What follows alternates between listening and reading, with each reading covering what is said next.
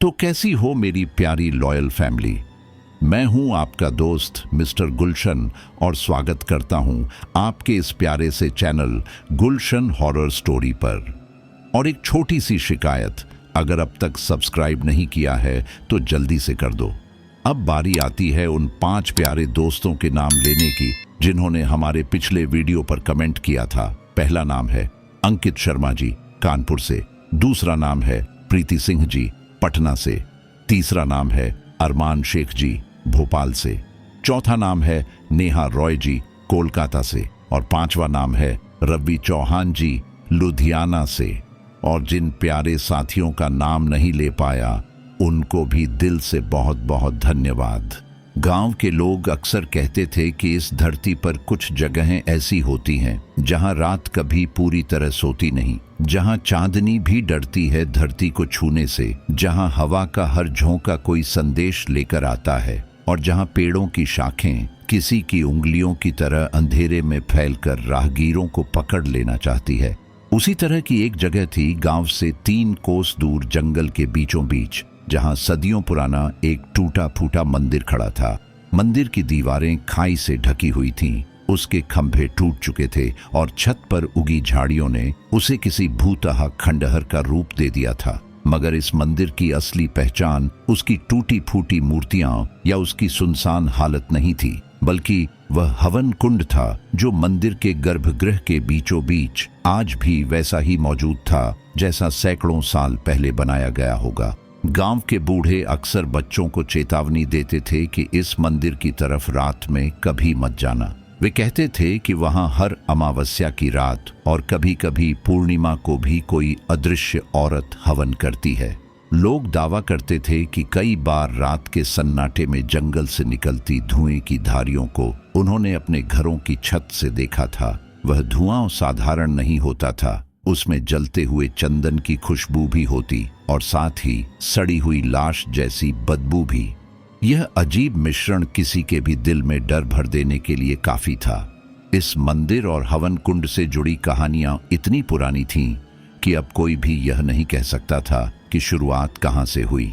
कुछ कहते थे कि यह चुड़ैल उस समय की है जब यह मंदिर अपने पूरे वैभव में था। कहा जाता है कि तब यहाँ बड़े बड़े यज्ञ होते थे और हजारों लोग दर्शन करने आते थे। मगर एक दिन एक महायज्ञ के दौरान अचानक आकाश में काले बादल छा गए, तेज आंधी चलने लगी और यज्ञ की अग्नि अपने आप बुझ गई। पुजारी और राजा ने इसे अशुभ संकेत माना और यज्ञ रोक दिया। उसी रात यज्ञ में बंधी एक बलि की बकरी बिना सिर के मृत पाई गई और हवन कुंड से खून रिसता हुआ मिला। यह घटना पूरे राज्य में भय का कारण बन गई। कहा जाता है कि उसी रात एक स्त्री को देखा गया जिसके बाल घुटनों तक लटक रहे थे और चेहरा किसी ने नहीं देखा, क्योंकि वह हमेशा हवन कुंड की अग्नि के सामने झुकी रहती थी। धीरे धीरे मंदिर सुनसान हो गया, यज्ञ होना बंद हो गया और समय के साथ मंदिर खंडहर बन गया। लेकिन वह औरत जिसे लोग चुड़ैल कहते थे वहीं रह गई। गांव वाले कहते हैं कि वह चुड़ैल हवन कुंड की रखवाली करती है। कोई उसके पास गया तो लौटकर कभी पहले जैसा नहीं रहा।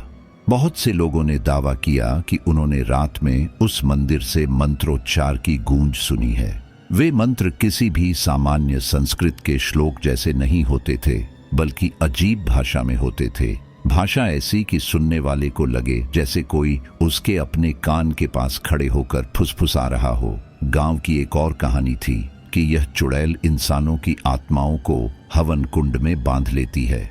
जब वह मंत्र पढ़ती है और अग्नि अपने आप प्रज्वलित हो उठती है तो आसपास का वातावरण बदल जाता है। हवा भारी हो जाती है, पत्तों की सरसराहट बंद हो जाती है और यहाँ तक कि झिंगुर तक चुप हो जाते हैं। उस खामोशी में सिर्फ अग्नि की लपटें और चुड़ैल की फुसफुसाहट गूंजती रहती है। कहा जाता है कि कोई यदि उसे देख ले तो उसकी आंखें लाल अंगारों की तरह चमकती हैं और वह मुस्कान ऐसी होती है कि जैसे किसी ने अपने ही दांतों से अपनी जीभ को काट डाला हो। एक बार गांव का एक आदमी जिसका नाम रामबली था, शराब पीकर रात में उधर चला गया। गांव वाले अगले दिन उसकी लाश मंदिर के बाहर पड़ी पाई।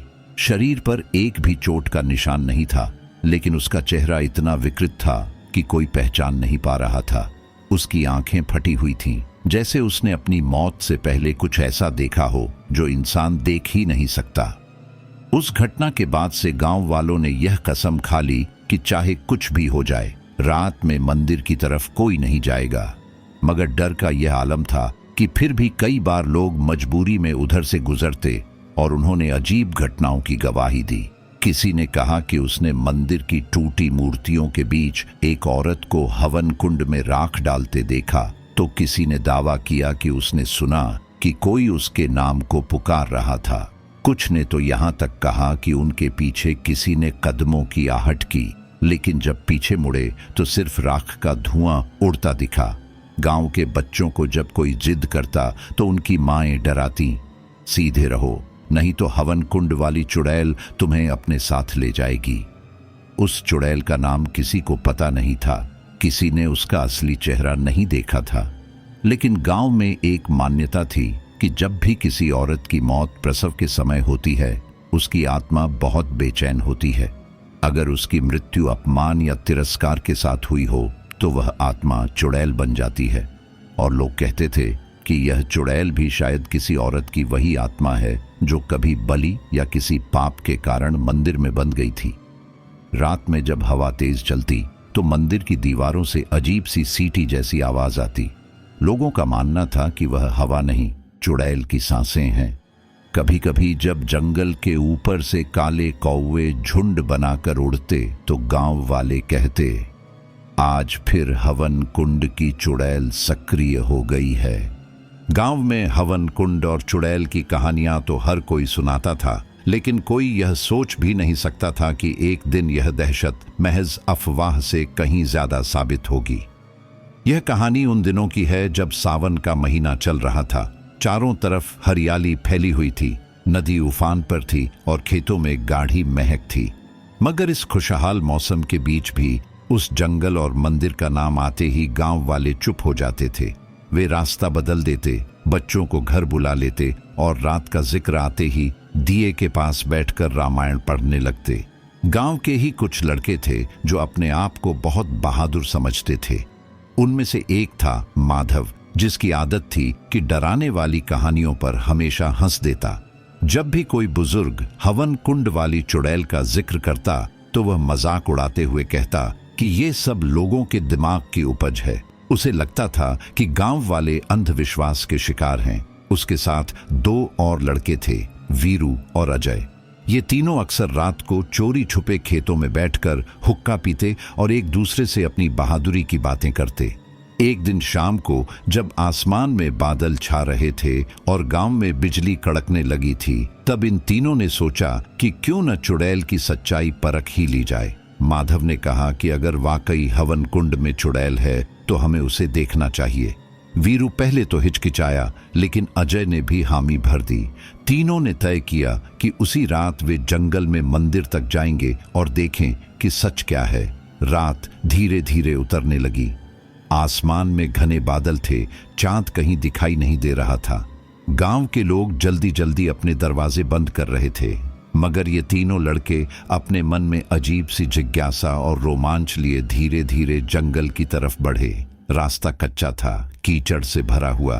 पेड़ों की डालियां कभी उनके चेहरों से टकराती तो कभी जमीन पर अंधेरा और भी गाढ़ा कर देती।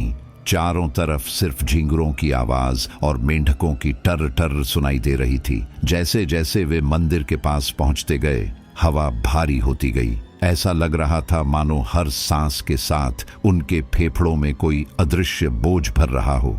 वीरू बार बार कहता कि चलो वापस चलते हैं, लेकिन माधव हंसता रहा और बोला कि अब तो मैं देखे बिना नहीं लौटूंगा।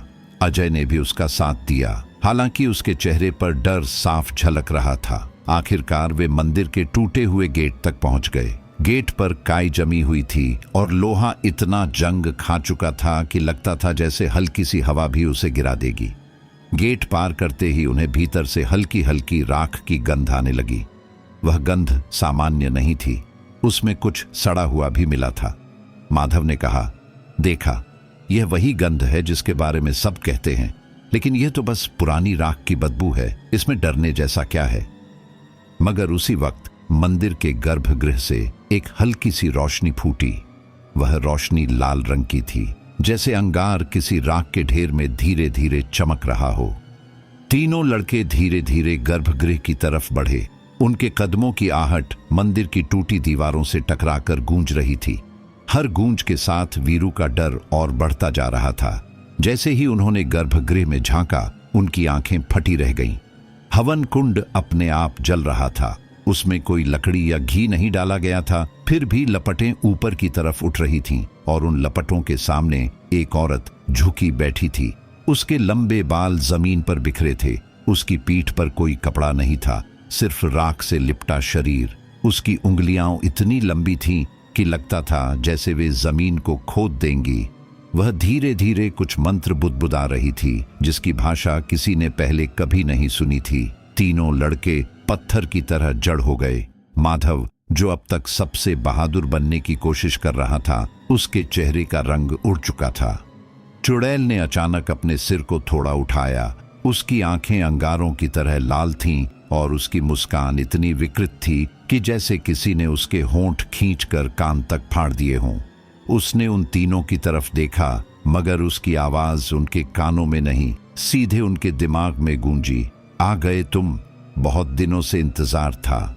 वीरू ने डर के मारे चीख मार दी और भागने के लिए पीछे मुड़ा, मगर उसके कदम जमीन में धंसने लगे। ऐसा लग रहा था जैसे मंदिर की जमीन उन्हें निगल रही हो। अजय ने उसे खींचने की कोशिश की, मगर जितना खींचता उतना ही उसका पैर अंदर धंसता जाता। चुड़ैल की हंसी गूंजने लगी। वह हंसी कानों से होकर सीधा सीने में उतर रही थी और दिल की धड़कनों को तेज कर रही थी। माधव ने कांपते हुए हिम्मत जुटाई और पास पड़ी एक टूटी ईंट उठाकर हवन कुंड की ओर फेंकी, मगर जैसे ही ईंट कुंड में गिरी, वह राख में बदल गई और उसकी राख उड़कर माधव के चेहरे पर चिपक गई। माधव ने चीख मारी, क्योंकि उस राख में इतनी गर्मी थी कि उसकी त्वचा जलने लगी। चुड़ैल ने धीरे धीरे अपने दोनों हाथ उठाए और मंत्र पढ़ने लगी।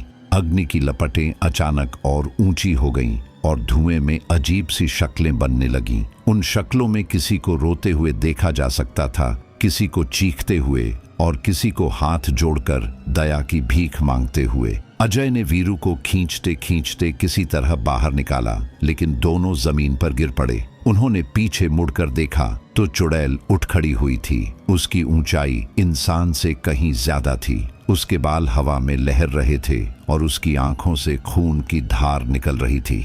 मगर सबसे डरावना दृश्य तब सामने आया जब हवन कुंड की लपटों से हाथ निकलने लगे।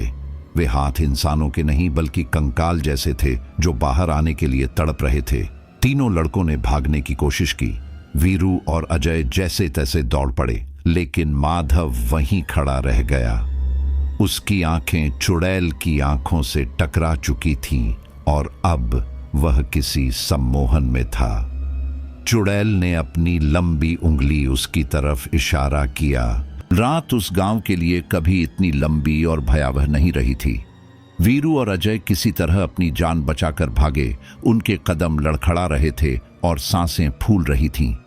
वे गिरते पड़ते गांव के बाहर तक पहुंचे और हांफते हुए एक दूसरे को देख रहे थे। उनके कपड़े मिट्टी और कीचड़ से सने थे। आंखों में आतंक का सैलाब था। दोनों को अब भी कानों में वही गूंज सुनाई दे रही थी, चुड़ैल की हंसी, वह हवन कुंड की लपटें और माधव का नाम पुकारने की उनकी चीखें। दोनों बार बार एक दूसरे से पूछते कि क्या सच में उन्होंने यह सब देखा था या यह किसी बुरे सपने जैसा था। लेकिन फिर उनकी आंखों के सामने माधव का चेहरा घूम जाता, वह चेहरा जिसकी आंखें अचानक खाली हो गई थीं, जैसे किसी ने उसकी आत्मा खींच ली हो। गांव लौटने पर दोनों की हालत देखकर लोग इकट्ठा हो गए। बूढ़े बुजुर्ग, औरतें और बच्चे सब उन्हें घेरे खड़े थे। किसी ने पानी लाकर दिया, किसी ने उनके कंधे थामे। जब अजय ने कांपते हुए सबको सच बताया तो गांव वालों के रोंगटे खड़े हो गए। यह पहली बार नहीं था कि किसी ने हवन कुंड की चुड़ैल को देखने का दावा किया हो, लेकिन पहली बार किसी ने इस तरह स्पष्ट और डरावना अनुभव सुनाया था। लोग डर से एक दूसरे की तरफ देखने लगे और कुछ औरतें तो सीधे अपने घरों के दरवाजे बंद करने चली गईं। गांव का सबसे बूढ़ा आदमी हरिराम बाबा, जो लगभग 100 साल का था, ने धीमी आवाज में कहा कि चुड़ैल अब और शक्तिशाली हो गई है। वह अब सिर्फ धुआंओं या गंध तक सीमित नहीं रही, उसने सीधे इंसान पर अधिकार करना शुरू कर दिया है। उसने साफ कहा कि माधव अब जीवित होकर भी इंसान नहीं रहेगा, वह चुड़ैल का हिस्सा बन चुका है। गांव में सन्नाटा छा गया। वीरू और अजय से कोई सवाल पूछने की हिम्मत भी नहीं कर रहा था, क्योंकि उनके चेहरे पर लिखा हुआ आतंक ही सबको सच बता रहा था। उस रात गांव में किसी ने नींद नहीं ली। दरवाजे बंद कर दिए गए, दीपक जला दिए गए और मंत्रों का पाठ होने लगा। लेकिन वीरू और अजय को नींद तो क्या, सांस लेना भी मुश्किल हो रहा था। बार बार उन्हें महसूस हो रहा था कि कोई खिड़की से झांक रहा है, कोई दरवाजे के बाहर खड़ा है। वीरू ने तो साफ देखा कि बाहर की हवा में राख उड़ रही है और जैसे किसी की परछाई उसके घर के आंगन में खड़ी हो। उसने चिल्लाकर दरवाजा खोला, लेकिन बाहर सिर्फ अंधेरा और सन्नाटा था। मगर उस अंधेरे में कहीं न कहीं एक धीमी फुसफुसाहट जरूर थी, जो उसका नाम पुकार रही थी। अगली सुबह जब सूरज निकला तो पूरा गांव एक ही सवाल कर रहा था कि माधव का क्या हुआ। वीरू और अजय तो भाग निकले, लेकिन माधव वहीं मंदिर में रह गया। कुछ लोग कह रहे थे कि वह अब जीवित नहीं होगा, कुछ कह रहे थे कि अगर जीवित है तो भी पहले जैसा इंसान नहीं रहा। मगर डर इतना था कि कोई भी मंदिर की तरफ जाने को तैयार नहीं हुआ। लोग खेतों तक तो गए, नदी तक भी गए, लेकिन जंगल की दिशा में कोई पैर नहीं बढ़ा सका। शाम होते होते गांव में एक और अजीब घटना घटी। माधव की माँ, जो सुबह से रो रो कर बेहाल थी, अचानक चुप हो गई। उसके चेहरे पर अजीब सी शांति छा गई और वह घर से निकलकर सीधे जंगल की तरफ बढ़ने लगी। जब लोगों ने उसे रोका तो उसने कहा कि उसका बेटा उसे बुला रहा है। उसकी आंखें पथरा चुकी थीं और उसकी आवाज खाली लग रही थी। गांव वालों ने उसे पकड़कर रोकने की कोशिश की, लेकिन वह ऐसी ताकत से छूट गई कि 3-4 आदमी भी उसे संभाल नहीं पाए। वह सीधे जंगल की तरफ चली गई और अंधेरे में गायब हो गई। गांव वाले घबराकर फिर हरिराम बाबा के पास पहुंचे। बाबा ने लंबी सांस खींचकर कहा कि चुड़ैल अब अपनी पकड़ बढ़ा रही है। उसने माधव को लिया, अब उसकी मां को भी खींच ले गई। धीरे धीरे वह पूरे गांव को अपने वश में कर सकती है। यह सुनकर लोगों के दिलों में खौफ और गहरा हो गया। बच्चों को घरों में बंद कर दिया गया, औरतों को बाहर न निकलने की ताकीद दी गई। मगर डर के साथ साथ अब गुस्सा भी बढ़ने लगा था। कुछ नौजवानों ने कहा कि अगर हम चुप बैठे रहे तो चुड़ैल सबको खा जाएगी, हमें मंदिर जाकर देखना होगा। लेकिन सवाल यह था कि हिम्मत कौन करेगा। वीरू और अजय ने साफ मना कर दिया। वे बोले कि जो वहां गया वह कभी वापस पहले जैसा नहीं लौटा। उनकी आंखों में वह रात अब भी जिंदा थी। वे फिर से उस नरक में नहीं जाना चाहते थे। मगर गांव का माहौल अब बदल रहा था। चुड़ैल अब सिर्फ एक डरावनी कहानी नहीं रह गई थी, वह उनकी जिंदगी में कदम रख चुकी थी। रात के सन्नाटे में गांव के कई लोग काले धुएं को अपने घरों की खिड़कियों से अंदर आते देख रहे थे। कुछ औरतें नींद में उठकर मंदिर की दिशा में चल देती और अगर परिवार वाले उन्हें रोकते तो वे अजीब आवाजें निकालने लगती, जैसे किसी और भाषा में बोल रही हों। यह सब देख गांव का हर आदमी समझ गया कि चुड़ैल की शक्ति अब सिर्फ जंगल तक सीमित नहीं रही। तीसरे दिन की रात सबसे भयावह साबित हुई। पूरे गांव ने सुना कि मंदिर की दिशा से ढोल और शंख की आवाजें आ रही थीं, जैसे वहां कोई बड़ा यज्ञ हो रहा हो। लोग छतों पर चढ़कर दूर देखने लगे। वहां से मंदिर के ऊपर आकाश में लाल रोशनी चमक रही थी। हवा इतनी भारी हो गई थी कि सांस लेना मुश्किल था। गाय भैंसें बाड़े से निकलकर भागने लगी और कुत्ते लगातार रो रहे थे। बच्चे डर से अपनी मांओं से चिपक गए। और फिर सबसे डरावनी बात हुई। गांव के बीच वाले कुएं से अचानक धुआं निकलने लगा। लोग दौड़े तो देखा कि उस धुएं में राख उड़ रही थी और राख में शक्लें बन रही थीं। वे शक्लें किसी की आंखें, किसी की फटी हुई जुबान और किसी की जली हुई हड्डियां थीं। और उसी धुएं में माधव दिखाई दिया।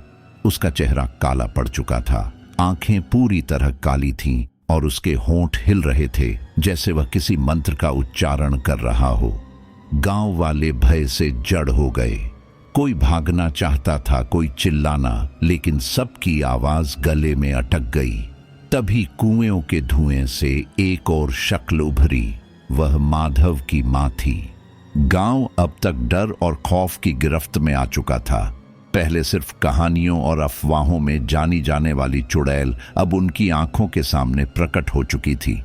माधव और उसकी मां की परछाइयों को देखकर किसी का भी मन यह मानने से इनकार नहीं कर सकता था कि यह सब झूठ है। हरिराम बाबा ने बार बार चेतावनी दी थी कि हवन कुंड की शक्ति साधारण नहीं है, यह आत्माओं को निगलने की प्यास रखता है। मगर अब वह प्यास गांव तक फैल चुकी थी और यह प्यास थमने वाली नहीं थी। उस रात पूरा गांव चुप्पी में डूबा रहा।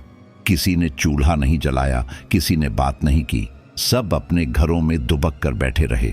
लेकिन अंधेरे में गांव के बीच से बार बार अजीब आवाजें आती रहीं।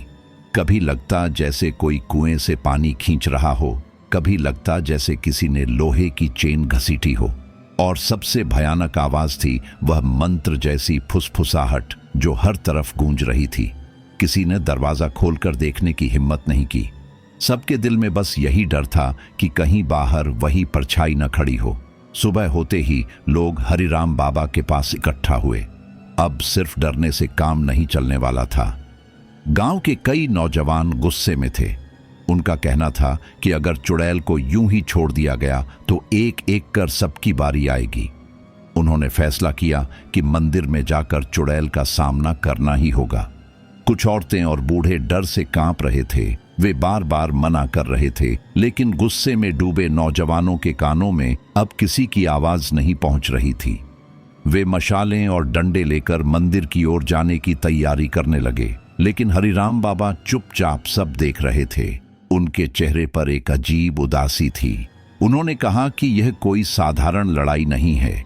चुड़ैल कोई इंसान नहीं कि डंडे और आग से डर जाएगी। वह हवन कुंड की आत्माओं की रक्षक है। अगर उससे भिड़ना है तो साधारण ताकत नहीं, बल्कि आत्मा की ताकत चाहिए। मगर गांव के लड़के उनकी बात सुनने को तैयार नहीं थे। उन्हें लगता था कि यह सब डराने के लिए कहा जा रहा है। शाम होते होते 10-15 नौजवान मशालें लेकर जंगल की ओर निकल पड़े। वीरू और अजय उनसे दूर ही रहे, क्योंकि वे जानते थे कि वहां जाने का मतलब मौत को दावत देना है। रास्ते भर वे लोग चिल्लाते और एक दूसरे को बहादुरी दिखाने के लिए उकसाते रहे। मगर जैसे जैसे मंदिर नजदीक आता गया, हवा भारी होती गई। पत्ते हिलना बंद हो गए, झींगुरों की आवाज गायब हो गई और पूरा जंगल जैसे किसी अदृश्य ताकत से चुप हो गया। मंदिर के गेट पर पहुंचते ही सबके पैरों की गति धीमी हो गई। भीतर से फिर वही राख और धुएं की गंध आ रही थी, मगर इस बार सिर्फ गंध नहीं, बल्कि एक हल्की सी करुणा जैसी आवाज भी आ रही थी, जैसे कोई स्त्री रो रही हो। सबने एक दूसरे की ओर देखा। उनमें से एक ने कहा, यह तो माधव की मां की आवाज लग रही है। एक और बोला, शायद वह जिंदा है और अंदर फंसी हुई है। और यह सोचकर वे सब अंदर चले गए। गर्भगृह में जैसे ही वे पहुंचे, हवन कुंड की लपटें अचानक भड़क उठीं और वहां एक औरत खड़ी थी, राख में लिपटी हुई, बाल बिखरे हुए। उसने अपनी सूखी फटी हुई आवाज में कहा, मुझे बचा लो, मुझे बाहर निकालो।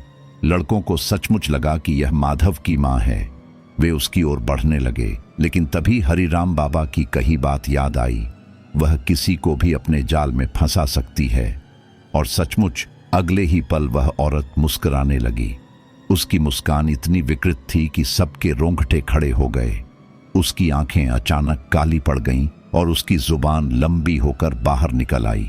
तुम्हें भी चाहिए हवन कुंड की अग्नि? आओ, सब आओ।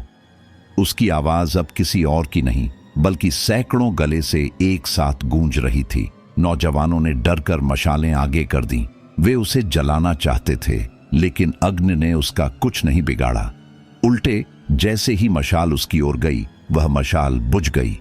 एक ही पल में सारी मशालें बुझ गईं और पूरा मंदिर अंधेरे में डूब गया। अब सिर्फ हवन कुंड की लाल लपटें जल रही थीं और उसमें से अजीब अजीब परछाई निकल रही थीं। अचानक एक एक करके लड़कों की चीखें गूंज उठीं। किसी का गला दब रहा था, किसी को हवा में उछालकर जमीन पर पटका जा रहा था, मगर किसी को दिखाई नहीं दे रहा था कि यह सब कर कौन रहा है। अंधेरे में बस चमकती आंखें और राख उड़ती हुई दिख रही थी। उनमें से 2 लड़के वहीं तड़प तड़प कर गिर पड़े, बाकी जान बचाकर भागे और किसी तरह गांव पहुंचे। उनके कपड़े फटे हुए थे, शरीर पर खरोंचों के निशान थे और आंखों में वह डर जिसे शब्दों में बयान करना मुश्किल था। गांव वालों ने जब यह हाल देखा तो और भी दहशत फैल गई। अब किसी को कोई शक नहीं रहा कि चुड़ैल सिर्फ डराने के लिए नहीं है, वह सचमुच इंसानों को निगल रही है। हरिराम बाबा ने सबको इकट्ठा करके कहा, अब समय बहुत कम है, अगर हमने कुछ नहीं किया तो पूरा गांव उसकी आग में समा जाएगा। हमें पुरानी विधियों का सहारा लेना होगा। यह चुड़ैल उस यज्ञ की अपूर्णता से पैदा हुई थी, उसी अधूरे यज्ञ को पूरा करना ही उसका अंत कर सकता है। लोग हैरान थे, किसी को समझ नहीं आ रहा था कि यह अधूरा यज्ञ क्या है। तब बाबा ने बताया कि सैकड़ों साल पहले जब यहाँ महायज्ञ हुआ था, तब बलि की जगह इंसान का रक्त चढ़ाया गया था। उस पाप की वजह से यज्ञ अशुद्ध हो गया और चुड़ैल ने जन्म लिया। अब अगर यज्ञ को शुद्ध विधि से पूरा किया जाए तो शायद उसका वर्चस्व टूटे।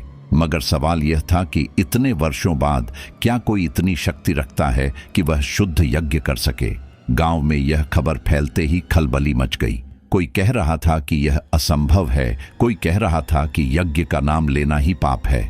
मगर उसी समय वीरू ने आवाज उठाई। उसने कहा कि अगर चुड़ैल ने माधव और उसकी मां को निगल लिया है तो अगली बारी किसी और की होगी, हमें कुछ करना ही होगा। अजय ने भी उसका साथ दिया। गांव की हवा उस रात और भी भारी हो चुकी थी। आसमान पर बादल छाए थे, लेकिन उनमें बिजली चमकती नजर आती थी। दूर जंगल की तरफ से लगातार राख की गंध आती रही।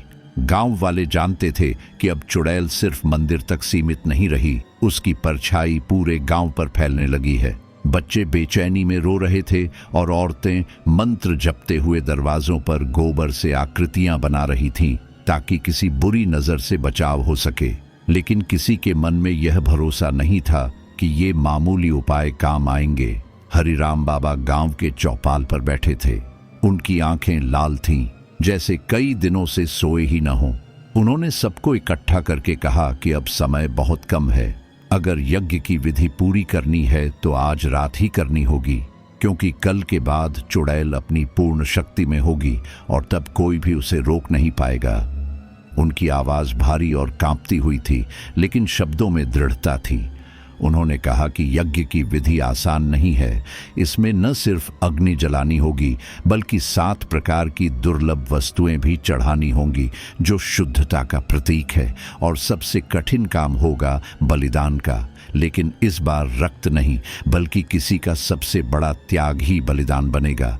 लोगों ने हैरानी से एक दूसरे को देखा। बलिदान शब्द सुनते ही सबका खून ठंडा पड़ गया। किसी ने पूछा, किसका बलिदान चाहिए?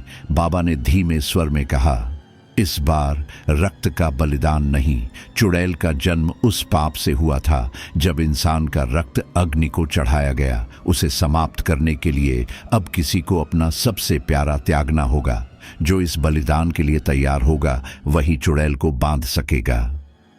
गांव में सन्नाटा छा गया। कोई बोलने की हिम्मत नहीं कर पाया। सबके दिमाग में यही सवाल था कि कौन ऐसा बलिदान देगा। तभी वीरू ने बाबा की ओर देखा। उसके दिल में अभी भी माधव और उसकी मां का चेहरा घूम रहा था। वह समझ चुका था कि चुड़ैल किसी को छोड़ने वाली नहीं। उसने हिम्मत जुटाई और बोला, अगर यही करना है तो मैं तैयार हूं। अजय ने उसे रोकने की कोशिश की, लेकिन वीरू का चेहरा दृढ़ था। उसने कहा, हम सब यूं ही डरते रहेंगे तो चुड़ैल हमें एक एक कर निगल जाएगी। अगर मेरे त्याग से गांव बच सकता है तो मुझे मंजूर है। हरिराम बाबा ने उसकी आंखों में झांक कर देखा। उन्होंने कहा, बेटा, यह बलिदान आसान नहीं होगा। हो सकता है कि तुझे अपनी जान नहीं बल्कि उससे भी बड़ा कुछ खोना पड़े। सोच ले। लेकिन वीरू ने सिर झुका दिया। उसका मन अब तय कर चुका था। रात गहराने लगी और आकाश में काले बादल पूरी तरह छा गए। गांव के चौपाल में हवन कुंड बनाने की तैयारी शुरू हुई। मिट्टी और पत्थर से एक नया कुंड बनाया गया। उसके चारों ओर मंत्र लिखे गए। बाबा ने अपने पुराने ग्रंथ खोले, जिनमें हजारों साल पुरानी विधियां लिखी थीं। 7 वस्तुएं भी ढूंढ कर लाई गईं। कच्चा दूध, शहद, चावल, तुलसी की पत्तियां, गंगा जल, चंदन और एक दुर्लभ जड़ी जो सिर्फ जंगल के गहरे हिस्से में मिलती थी। इन सबको इकट्ठा करने में नौजवानों ने जान जोखिम में डाल दी थी, क्योंकि जंगल में जाते ही अजीब परछाइयां उनका पीछा करती थीं। लेकिन किसी तरह सब सामग्री जुटा ली गई। जैसे ही हवन शुरू हुआ, हवा में एक अजीब खामोशी फैल गई। पक्षियों की आवाज बंद हो गई। गांव के लोग मंत्रोच्चार के बीच बैठे थे। हरिराम बाबा मंत्र पढ़ते हुए आहुतियां देने लगे। लपटें धीरे धीरे उठने लगीं और धुआं आसमान की ओर गया। लेकिन तभी जंगल से तेज हवा चलने लगी। धुएं की दिशा पलट गई और पूरा गांव राख से भरने लगा। हवा के साथ एक तीखी हंसी भी सुनाई दी। सब समझ गए कि चुड़ैल जाग चुकी है। बच्चे चीखने लगे, औरतें रोने लगीं, लेकिन बाबा ने सबको शांत रहने का इशारा किया। उन्होंने कहा कि यह समय डरने का नहीं है। अगर मंत्र टूट गया तो सब खत्म हो जाएगा। वीरू हवन के पास बैठा था। उसका चेहरा पीला पड़ चुका था, लेकिन उसकी आंखों में दृढ़ता अब भी थी। अचानक आसमान में बिजली चमकी और मंदिर की दिशा से लाल लपटें उठीं। लोग दहशत में इधर उधर भागने लगे, लेकिन तभी चौपाल के बीच एक परछाई प्रकट हुई। वह चुड़ैल थी। उसका शरीर राख से ढका था, आंखें कोयले जैसी लाल और बाल जमीन तक फैले हुए। उसकी आवाज गूंजी, कौन है जो मुझे चुनौती दे रहा है? उसके बोलते ही हवा में झटके लगे, जैसे धरती कांप रही हो। हरिराम बाबा ने मंत्रोच्चार तेज कर दिया। चुड़ैल हवन कुंड की ओर बढ़ने लगी, लेकिन जैसे ही वह करीब आई, अग्नि की लपटें और ऊंची हो गईं। वह पीछे हट गई और विकृत स्वर में हंसी। उसने कहा, तुम्हें लगता है कि तुम मुझे रोक लोगे? यह हवन ही मेरी शक्ति का स्रोत है। जितना जलाओगे उतनी ही मैं ताकतवर हो जाऊंगी। लोगों के चेहरे डर से सफेद पड़ गए। वे सोचने लगे कि क्या सचमुच बाबा गलत हैं। लेकिन बाबा ने वीरू की ओर इशारा किया। उन्होंने कहा, याद रखो, उसका अंत उसी बलिदान से होगा। वीरू, समय आ गया है। वीरू ने कांपते हाथों से हवन कुंड में चावल और दूध डाला। चुड़ैल अचानक चीख उठी, जैसे किसी ने उसे जलाया हो। उसकी चीख इतनी भयानक थी कि सबके कान बजने लगे, मगर वह तुरंत संभल गई और हवा में उड़कर वीरू के सामने आ गई। उसकी आंखें जलती हुई अंगारों जैसी थीं। उसने फुसफुसाकर कहा, तू ही है जिसने मुझे ललकारा है, अब तू मेरा होगा। वीरू कांप गया, लेकिन उसने अपनी जगह नहीं छोड़ी। उसने हाथ जोड़कर मंत्र दोहराया जो बाबा ने उसे याद कराया था। चुड़ैल उसके चारों ओर घूमने लगी। उसका चेहरा बार बार बदलने लगा। कभी वह माधव की मां बन जाती, कभी खुद माधव, कभी किसी अजनबी की हड्डी सा चेहरा। वीरू की आंखों में आंसू आ गए, लेकिन उसने मंत्र नहीं छोड़ा। तभी अचानक एक तेज हवा चली और हवन कुंड की लपटें नीली हो गईं। यह संकेत था कि बलिदान की घड़ी आ गई है। बाबा ने जोर से कहा, वीरू, अब तुझे अपना सबसे प्यारा त्यागना होगा। जल्दी कर, वरना सब खत्म हो जाएगा। गांव की चौपाल पर वह रात सबके दिलों में हमेशा के लिए दर्ज हो गई। जब हवन कुंड की लपटों ने आसमान को छुआ था और चुड़ैल की भयानक चीखें राख के बादलों में गुम हो गई थीं, तो हर कोई यही सोचने लगा था कि अब अंधेरे का सिलसिला खत्म हो गया है। लोगों ने डरते डरते सांस ली और पहली बार कई दिनों बाद उन्हें राहत का एहसास हुआ। मगर राहत की वह सांस भीतर तक उतरने से पहले ही सबको एक अजीब सी बेचैनी ने घेर लिया, क्योंकि चुड़ैल जाते जाते एक श्राप देकर गई थी, मैं लौटूंगी, तुम्हारे गांव का रक्त मेरी प्यास है, ये अंत नहीं है। इन शब्दों की गूंज हवा में अब भी जिंदा थी। सुबह की किरणें जब पेड़ों के बीच से गांव में उतरी तो लोगों ने चौपाल की ओर कदम बढ़ाए। हवन कुंड की राख अब भी धुआं दे रही थी। हरिराम बाबा थके और कमजोर नजर आ रहे थे। उनका शरीर कांप रहा था, लेकिन उनकी आंखों में वह चमक थी जैसे उन्होंने किसी लंबे युद्ध को पार कर लिया हो। उन्होंने गांव वालों से कहा कि यह जीत अस्थायी है। चुड़ैल पूरी तरह नष्ट नहीं हुई, बल्कि उसकी शक्ति को बांध दिया गया है। मगर श्राप का असर जरूर होगा और यह श्राप धीरे धीरे गांव को निगलेगा। लोग घबरा गए। कोई कहने लगा कि अगर चुड़ैल वापस आएगी तो फिर सब व्यर्थ हो जाएगा। लेकिन बाबा ने समझाया कि हर श्राप की एक अवधि होती है। यह श्राप तब तक जीवित रहेगा जब तक कोई इसे तोड़े नहीं, और इसे तोड़ने का एक ही तरीका है, गांव के लोग अब झूठ, पाप और लालच से दूर रहें। अग्नि का शुद्धिकरण तभी स्थायी होगा जब गांव की आत्मा शुद्ध होगी, मगर इंसानों का स्वभाव जल्दी नहीं बदलता। दिन बीते और धीरे धीरे गांव में शांति लौटने लगी। लोग फिर से खेतों में काम करने लगे, औरतें चूल्हे जलाने लगीं, बच्चे आंगन में खेलने लगे। सबको लगने लगा कि भय अब बीते समय की बात है, लेकिन वीरू और अजय के दिल में अब भी डर था। वीरू का चेहरा और भी बुझा बुझा सा हो गया था। उसने उस रात अपना सबसे प्रिय त्याग दिया था और चुड़ैल के शब्द उसकी आत्मा में तीर की तरह चुभे हुए थे। अजय भी अब उससे पहले जैसा घुल मिल कर बात नहीं करता था। उनके बीच एक अनकहा साया खड़ा हो चुका था, जो हर पल उन्हें याद दिलाता था कि बलिदान की कीमत उन्होंने दोस्ती के रूप में चुकाई है।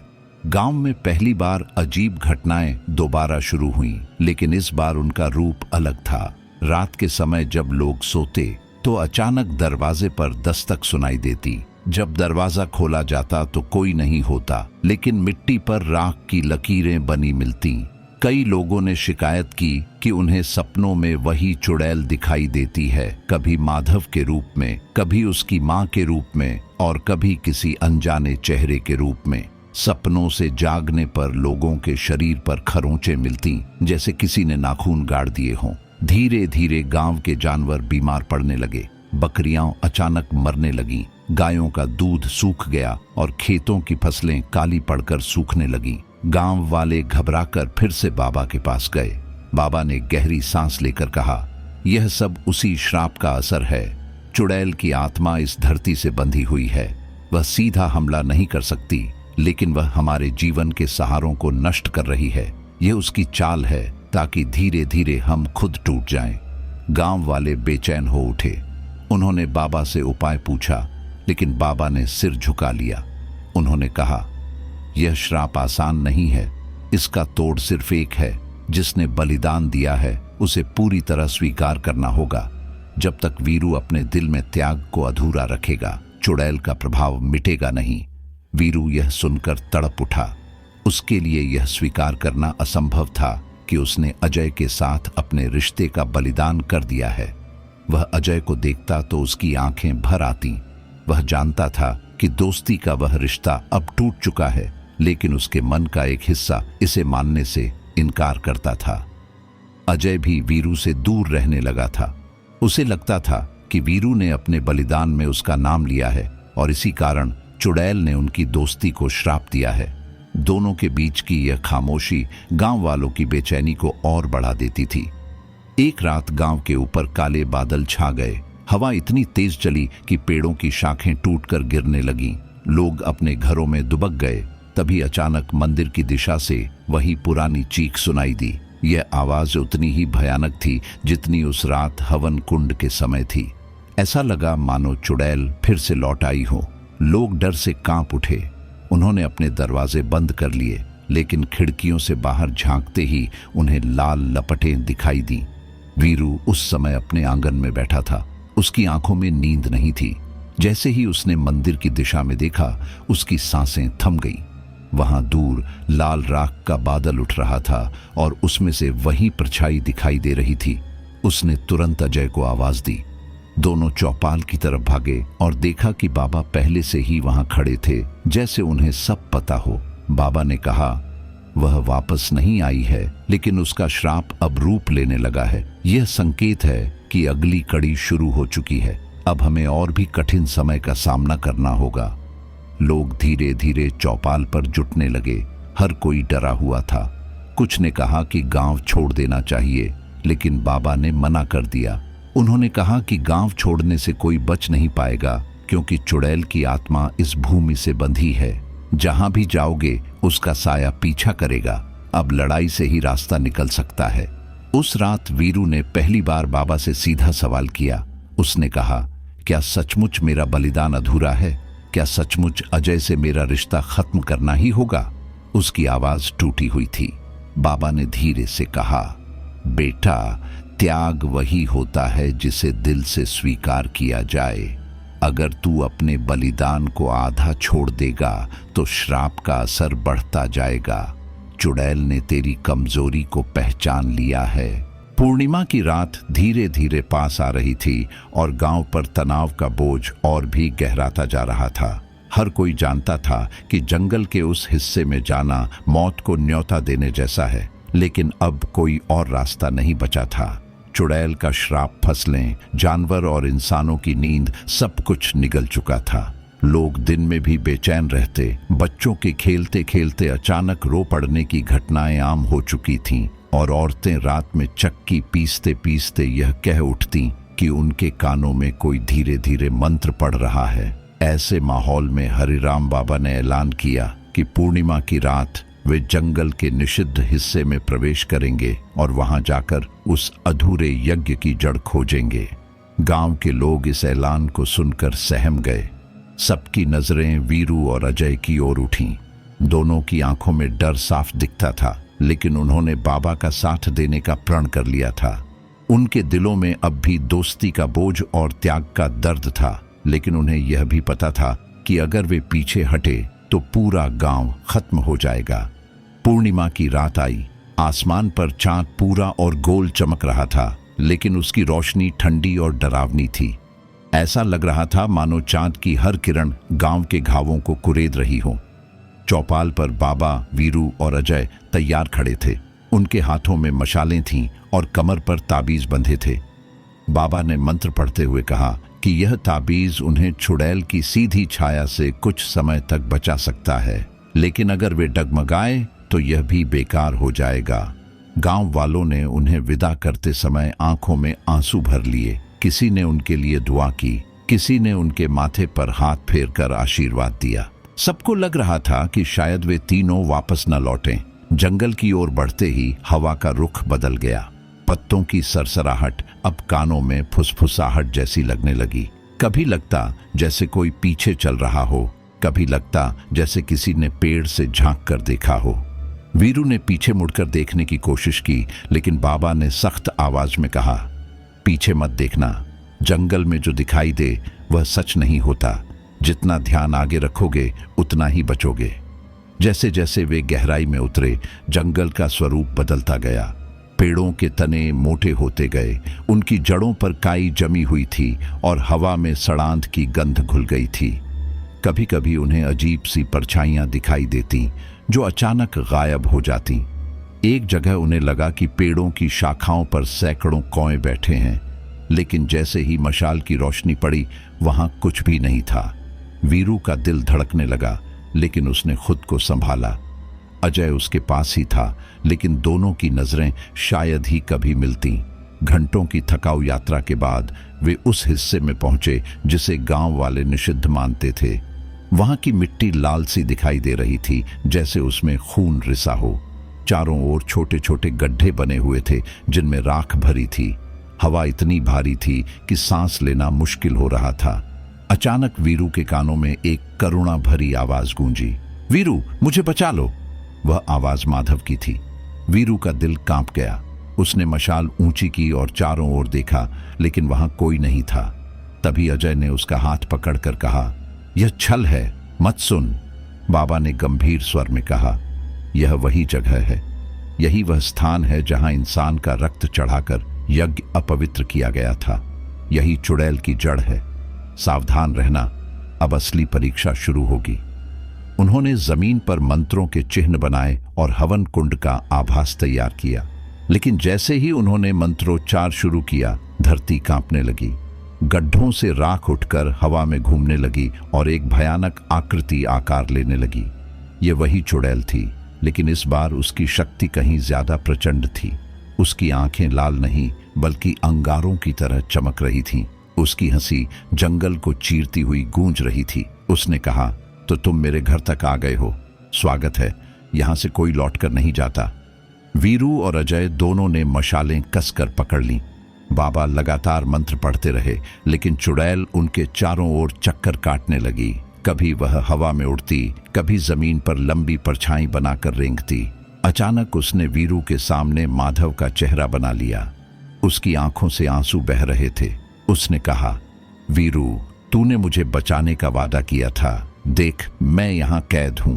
तूने ही तो मेरी माँ को भी खो दिया, अब मुझे मत छोड़। वीरू की आंखें भर आईं। उसका मन टूटने लगा, लेकिन अजय ने चीख कर कहा, यह धोखा है, यह सच नहीं है। चुड़ैल तुरंत अजय का रूप धारण कर हंस पड़ी। उसने कहा, क्यों वीरू, यह तेरा दोस्त, यही तो तेरा सबसे बड़ा बोझ है। तूने इसका त्याग किया, लेकिन अब भी इसे नहीं छोड़ा। इसी कमजोरी से मैं लौटूंगी।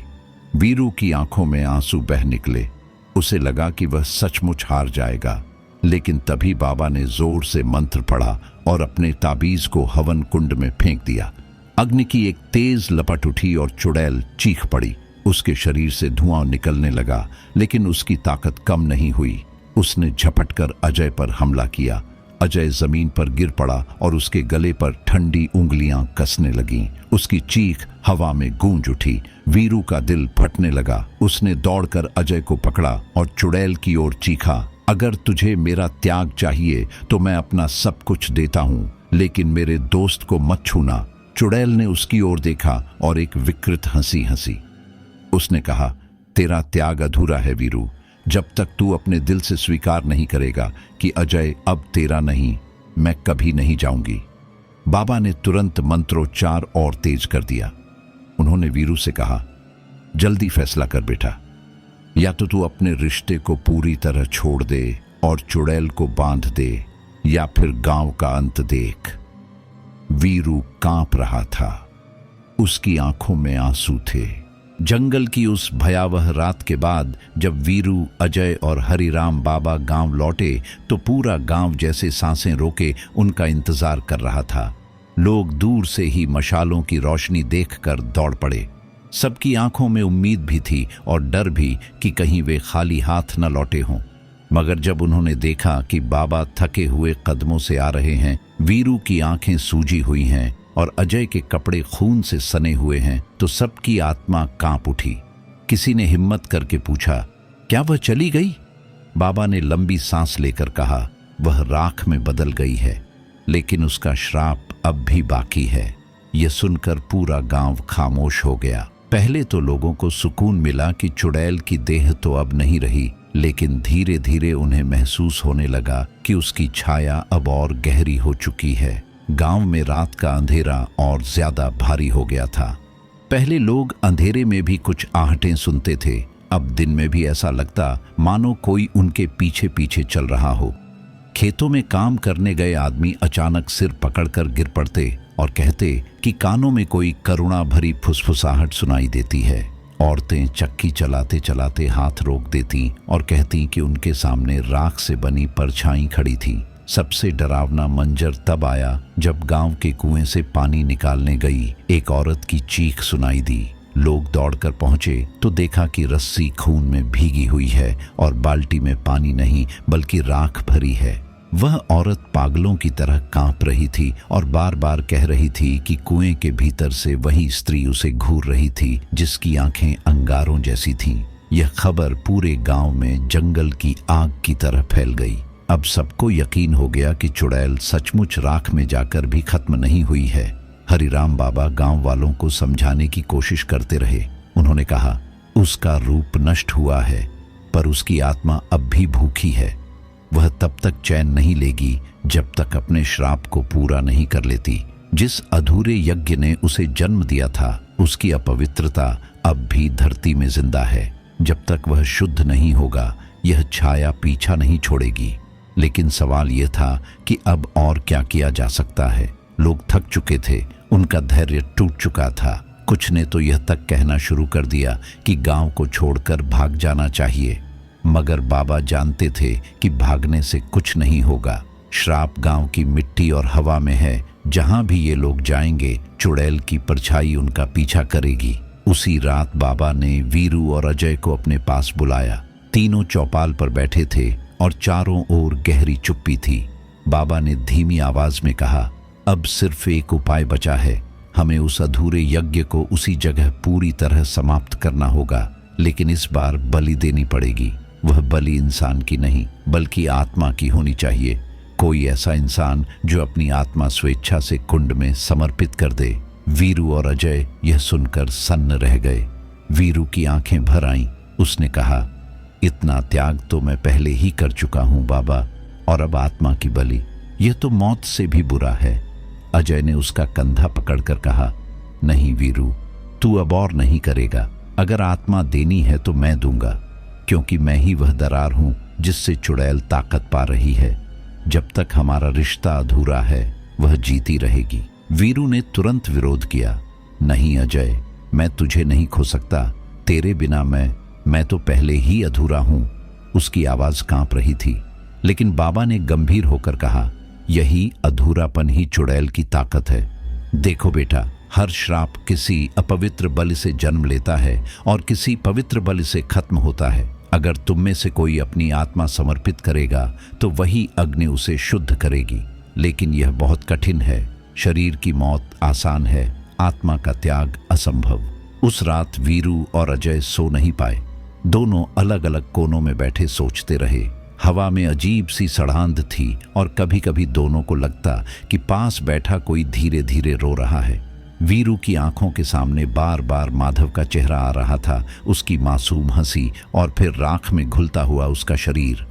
उसे लगता था कि अगर उसने कदम पीछे खींचे तो वही हाल और लोगों का होगा।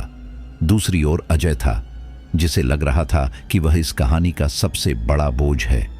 अगले दिन गांव में एक और हादसा हुआ। एक बच्चा खेलते खेलते अचानक गायब हो गया।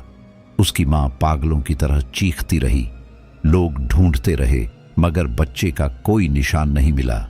शाम को जब गांव वाले फिर से उसी कुएं पर पहुंचे तो वहां बाल्टी में पानी की जगह बच्चे के खिलौने पड़े थे, जो राख से लथपथ थे। यह देखकर सबकी आंखों से खून उतर गया। अब लोगों को यकीन हो गया कि अगर जल्द कुछ नहीं किया गया तो चुड़ैल सब कुछ निगल जाएगी।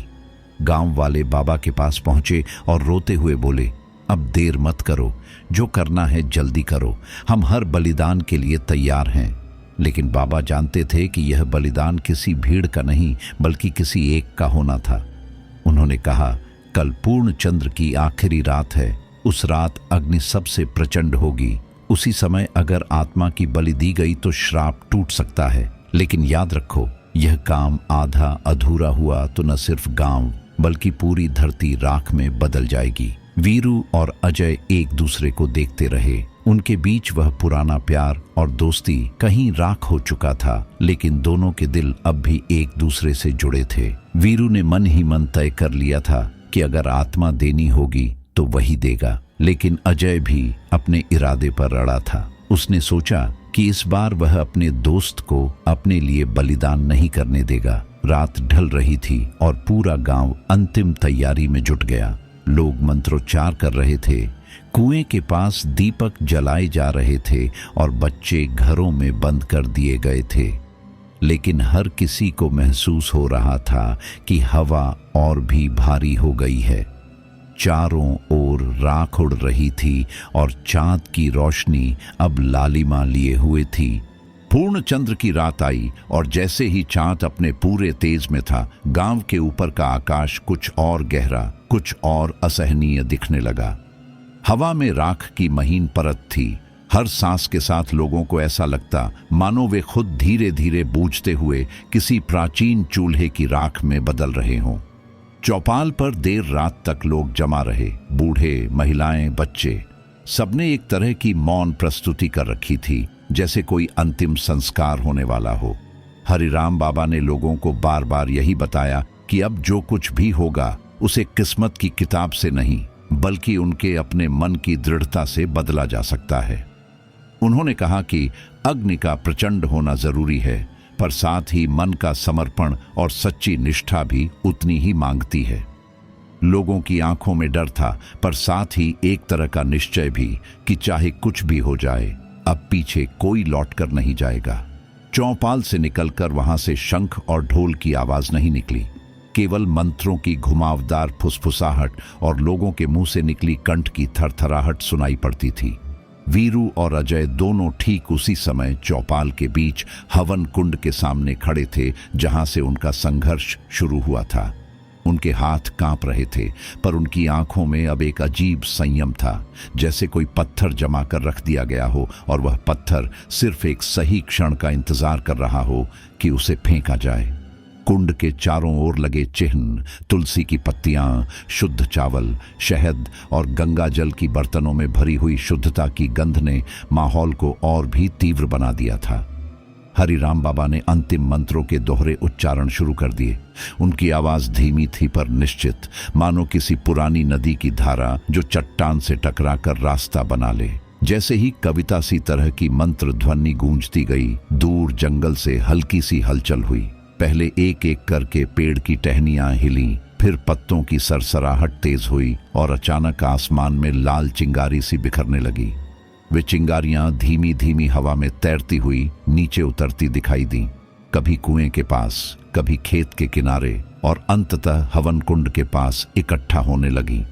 हर चिंगारी के साथ कुंड की लपटें बढ़ती गईं और लपटों के बीच से एक रूप परछाई बनती गई, मानो राख के बादल से किसी ने एक आकृति उभरा दी हो।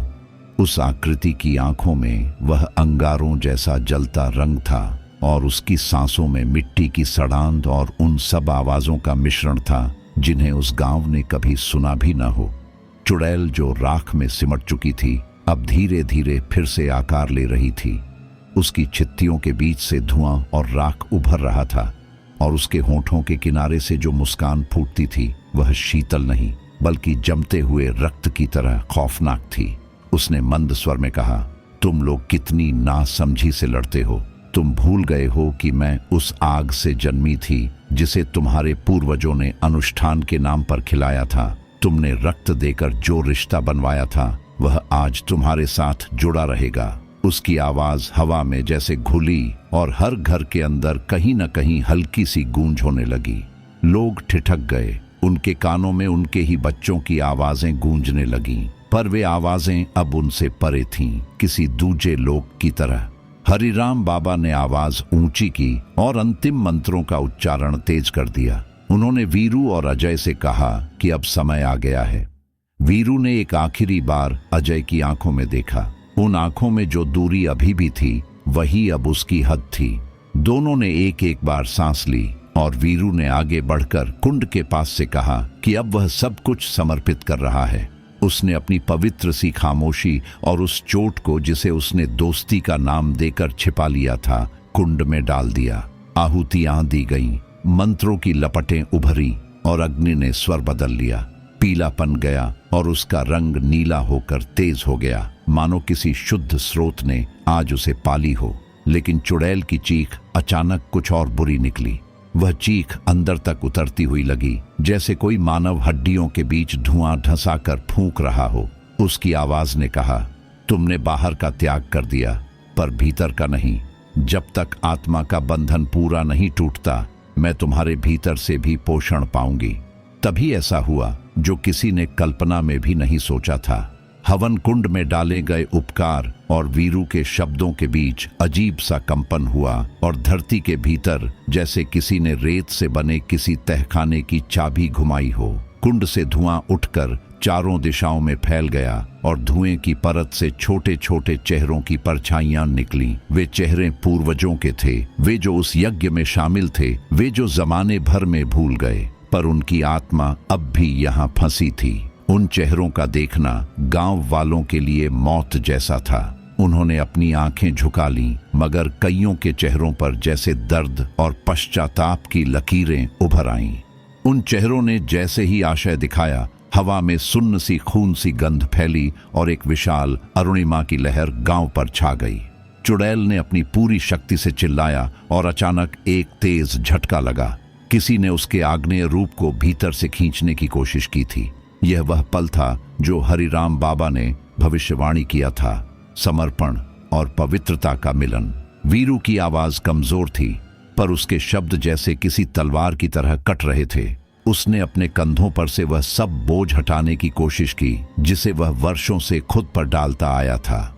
उसकी आत्मा ने, उसकी इच्छा ने और गांव वालों की सामूहिक श्रद्धा ने मिलकर एक ऐसी शक्ति पैदा की कि वह चुड़ैल की आकृति में चुभ गई। चुड़ैल के शरीर में एक तरह की दरार हुई और उसकी चीख मिट्टी की तरह बिखरने लगी। परंतु जीत की यह घड़ी बहुत सरल नहीं थी। चुड़ैल ने आखिरी बार गांव की आत्माओं पर हाथ फेरते हुए कहा कि उसका नाश नहीं हुआ, बल्कि उसका स्वरूप बदल रहा है। रात ढल चुकी थी, पर गांव के भीतर अभी भी एक सिहरन बाकी थी। हवन कुंड की अग्नि शांत होकर राख बन चुकी थी और उसकी गंध अब भी हवा में बसी हुई थी। हर घर की चौखट पर लोग जाग रहे थे, मानो नींद ही उनसे दूर चली गई हो। बूढ़े और बच्चे तक एक दूसरे को ताक रहे थे, जैसे हर चेहरा किसी अनजाने रहस्य का हिस्सा हो। हरिराम बाबा ने सबको समझाया था कि चुड़ैल का भौतिक अस्तित्व समाप्त हो चुका है, पर उसकी छाया अब भी हवा में भटक रही है। यह छाया कभी किसी गंध में, कभी किसी आवाज में और कभी किसी सपने में उतर सकती है। गांव को अब सिर्फ बाहरी खतरे से नहीं, बल्कि भीतर की कमजोरी से भी लड़ना था। यही कारण था कि हर कोई उस रात को हमेशा याद रखने का वचन ले रहा था। वीरू और अजय दोनों चुपचाप गांव के तालाब के किनारे बैठे थे। पानी की सतह पर चांद की परछाई थरथरा रही थी, मानो अब वह भी स्थिर न रह सका हो। वीरू की आंखों में थकावट थी, पर उसके चेहरे पर एक अजीब शांति थी। उसने धीमे स्वर में कहा कि उसने अपने जीवन का सबसे बड़ा बोझ उस अग्नि को समर्पित कर दिया है, पर अब वह खाली नहीं है। उसके भीतर एक गहरी रिक्तता जन्मी है, जो उसे हमेशा याद दिलाएगी कि चुड़ैल सिर्फ किसी पराई आत्मा का नाम नहीं, बल्कि इंसानी कमजोरियों और लालच का रूप भी हो सकती है। अजय ने उसकी तरफ देखा और कहा कि यह रिक्तता शायद अब गांव की ताकत बनेगी, क्योंकि जहां इंसान अपने अंदर की अंधेरी जगह को पहचान लेता है, वहीं से उजाले की शुरुआत होती है। धीरे धीरे गांव के लोग अपने अपने कामों में लौटने लगे, पर सबकी आदतें बदल गई थीं। खेतों में हल चलाने वाले किसान अब पहले हवन कुंड को प्रणाम करके काम शुरू करते। महिलाएं सुबह सबसे पहले अपने आंगन में तुलसी की पूजा करती और बच्चे स्कूल जाने से पहले अपने माथे पर हल्दी और चावल का टीका लगाते। ये सब सिर्फ रीति रिवाज नहीं थे, बल्कि डर और विश्वास का मिश्रण थे। सबको लगता था कि अगर उन्होंने अपनी आत्मा को स्वच्छ रखा तो चुड़ैल की छाया उन्हें छू नहीं पाएगी। लेकिन इस विश्वास के बीच कहीं न कहीं एक डर हमेशा मौजूद रहता कि अगर कोई गलती हुई, अगर किसी ने लालच या पाप की राह चुनी, तो वही छाया फिर से आकार ले सकती है। महीनों गुजर गए, बरसात आई और गांव हरा भरा हो गया। तालाब का पानी लबालब भर गया और खेतों में लहराती फसलें जीवन का गीत गाने लगीं। बच्चे फिर से खेल कूद में लौट आए, पर उनकी खेलों में भी अब अजीब बदलाव था। वे अक्सर चुड़ैल का नाम मत लेना नामक खेल खेलते, जिसमें एक बच्चा चुड़ैल बनता और बाकी उससे छुपते। हंसी और डर का यह मिश्रण गांव की नई परंपरा बन गया। लोग खुश थे कि उनकी जिंदगी पटरी पर लौट आई है, परंतु रात के समय अक्सर कोई न कोई सपना देखता। कभी किसी महिला को लगता कि उसकी खिड़की के पास राख की लकीर पड़ी है, कभी किसी किसान को सुनाई देता कि कुएं से किसी औरत की धीमी हंसी आ रही है। ये घटनाएं कभी किसी के सामने खुलकर नहीं आती, पर हर दिल में छिपी रहती। एक रात फिर से पूर्णिमा आई। आसमान साफ था, चांद पूरा और तेज था। उस रात वीरू अकेला तालाब के पास बैठा था। उसे महसूस हो रहा था कि कोई उसके पीछे खड़ा है। उसने धीरे से पीछे देखा तो कुछ नहीं था, लेकिन हवा में वही जानी पहचानी गंध थी, राख की। उसने आंखें बंद की और मन ही मन बोला कि अब वह डरने वाला नहीं है। अचानक उसे लगा कि उसके कानों में किसी का स्वर फुसफुसा रहा है, मैं खत्म नहीं हुई, मैं सिर्फ सोई हूं। जब इंसान फिर से अपने भीतर के अंधेरे को जगह देगा, मैं फिर लौटूंगी। वीरू ने आंखें खोली तो सब सामान्य था, लेकिन उसके माथे पर पसीने की बूंदें चमक रही थीं। उसने यह बात किसी को नहीं बताई, पर उसे यकीन हो गया कि चुड़ैल की आत्मा पूरी तरह मिटाई नहीं जा सकती।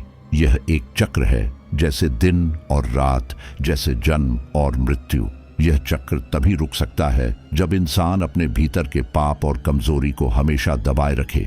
लेकिन क्या यह संभव है? यह सवाल वीरू के मन में हमेशा घूमता रहा। गांव अब एक नया जीवन जी रहा था। हरिराम बाबा बूढ़े हो चले थे, पर उनकी आंखों में अब भी वही तेज था। उन्होंने एक सभा में कहा कि हवन कुंड की राख को किसी पवित्र स्थान पर प्रवाहित करना होगा, वरना उसकी छाया हमेशा यहाँ मंडराती रहेगी। लोगों ने यह सुझाव स्वीकार किया और एक बड़े अनुष्ठान के बाद उस राख को नदी में प्रवाहित कर दिया गया। लेकिन जैसे ही राख पानी में मिली, नदी की लहरों ने अचानक एक अजीब सी गूंज पैदा की। सबको लगा मानो किसी औरत की धीमी हंसी लहरों के बीच घुल गई हो। लोग चौंक गए, पर बाबा ने कहा कि यह सिर्फ भ्रम है। पर सच में क्या यह भ्रम था या कोई संकेत? यह सवाल अनुत्तरित रहा। समय बीतता गया, लोग बूढ़े होते गए, बच्चे बड़े होकर नई पीढ़ी बने, लेकिन चुड़ैल की कहानी गांव के हर बच्चे को सुनाई जाती। माएं अपने बच्चों को डराने के लिए कहती कि अगर वे झूठ बोलेंगे या लालच करेंगे तो चुड़ैल उनके सपनों में आएगी। यह कहानी एक दंतकथा बन गई, पर उसकी जड़ें वास्तविक थीं। गांव के लोग जानते थे कि यह सिर्फ कहानी नहीं है, बल्कि उनका अपना अतीत है। अजय और वीरू अब बड़े हो चुके थे। उनकी दोस्ती की डोर टूटी नहीं, पर उसमें एक गंभीरता हमेशा बनी रही। दोनों ने मिलकर गांव को आगे बढ़ाने का काम किया, लेकिन दोनों जानते थे कि जिस रात उन्होंने चुड़ैल का सामना किया था, वह उनकी जिंदगी का सबसे बड़ा मोड़ था। और यह भी कि वह रात सिर्फ उनके लिए नहीं, बल्कि पूरे गांव के लिए हमेशा जिंदा रहेगी। अंततः कहानी यहीं समाप्त होती है, पर उसका असर कभी समाप्त नहीं होगा।